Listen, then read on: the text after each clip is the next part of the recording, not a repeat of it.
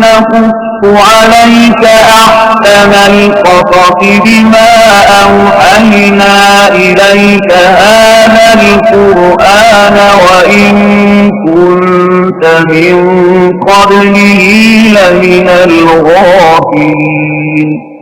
القصص النبوي. qisadeena maanta waxaa kaga sheeki doonaa insha Allah qowmkii Nabi Yunus calayhi salaam iyo nabigii liqay Yunus calayhi salaam.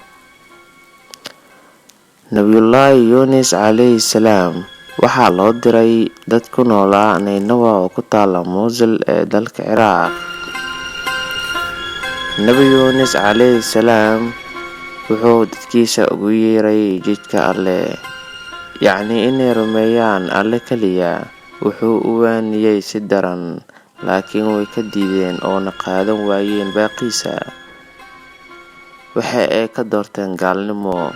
Muddo yar kadib ayuu Nabi Yunus iskaga cararay qoomkiisa. Muddo yar kadib ayuu ciqaab xagga Alle u imaan doonta. Markii Nabi Yunus ka tagay qoomkiisa ay xaqiiqsadeen inay ku soo socoto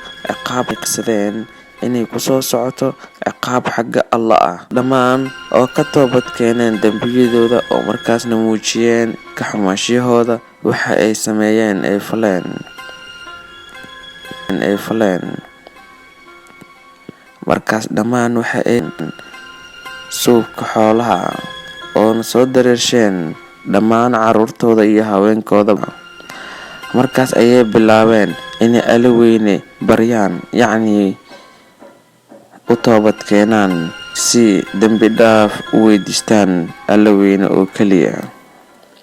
Intaas kadib waxa ay bilaabeen dhammaantood inay ooyaan soo weydiistaan. Waxaa isku soo baxay ragooda iyo haweenkooda iyo caruurtoodaba.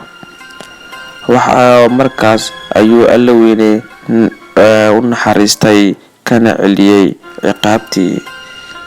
Allah subhanahu wa ta'ala wuxuu yiri: فلولا كانت قرية آمنت فنفعها إيمانها إلا قوم يونس لما آمنوا كشفنا عنهم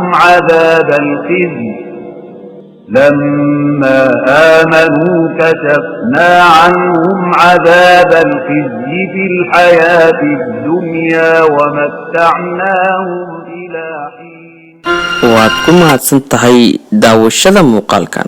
Fadlan channelka haddaad ku cusub tahay subscribe saar, like, share kama marna. Thank you.